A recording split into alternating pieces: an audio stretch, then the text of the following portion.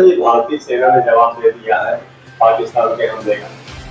क्या मानते हैं कि आगे क्या किया? सबसे पहले तो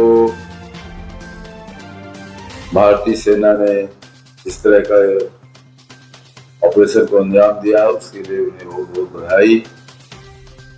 और मोदी जी ने तो पहले ही सेना पर इतना अटूट विश्वास करके उनको कहा था कि आप उनकी हैंड हैं, और निश्चित रूप से इस तरह से राजनीतिक नेतृत्व ने अपनी दृढ़ता का परिचय दिया। सेना ने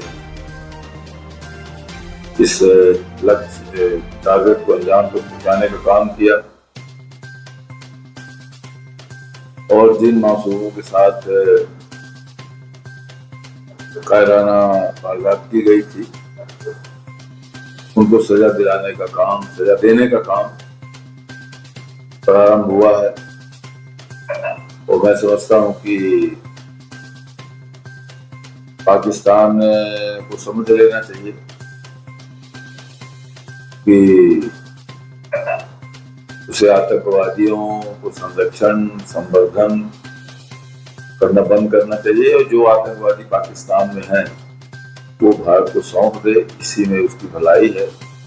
और मानवता की भी भलाई है, उसकी अर्थव्यवस्था की भी भलाई है, उसके लिए उसके नागरिकों की भी भलाई है।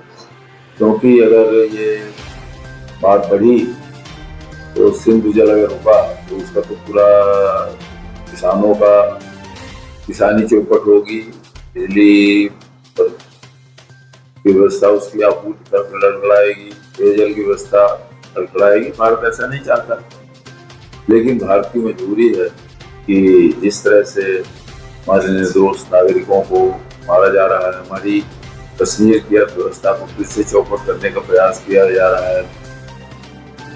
मैं भी उसमें इस पहलगाम में हमले के 3-4 दिन पहले वहीं उसी स्थान पर पहलगाम में ही था।